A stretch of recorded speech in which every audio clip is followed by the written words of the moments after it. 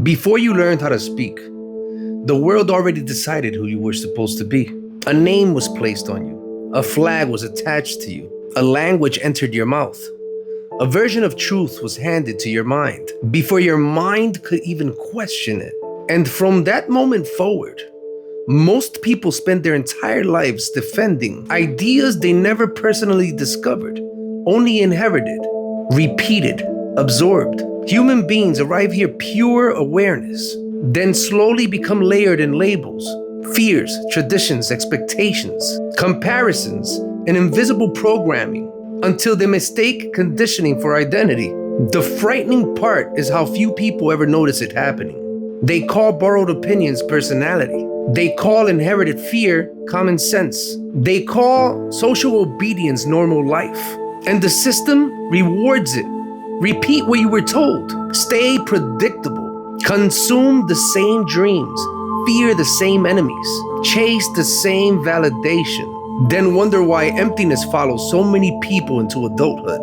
Because deep down, the soul feels when a life is not fully its own. That quiet exhaustion people carry is not always physical. Sometimes it's the weight of performing an identity they never consciously chose. Most people never stop long enough to ask, if I had been born somewhere else, would I still believe everything I currently defend?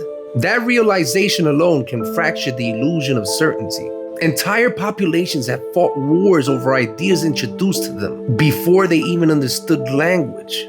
Families divided, friendships collapse, lives become prisons built from unquestioned assumptions, passed from one generation into the next. But awareness changes everything. The moment a person begins observing their own mind instead of automatically obeying it, a new form of freedom quietly begins. Because real intelligence is not memorizing more noise. It is developing the courage to stand still long enough to examine the architecture of your own thinking, to separate direct experience from inherited illusions. And suddenly, the world starts looking different. You stop reacting automatically. You stop worshiping labels. You stop needing every person to mirror your perspective just to feel safe. In the end, the rarest human is not the most successful, loudest, or most followed.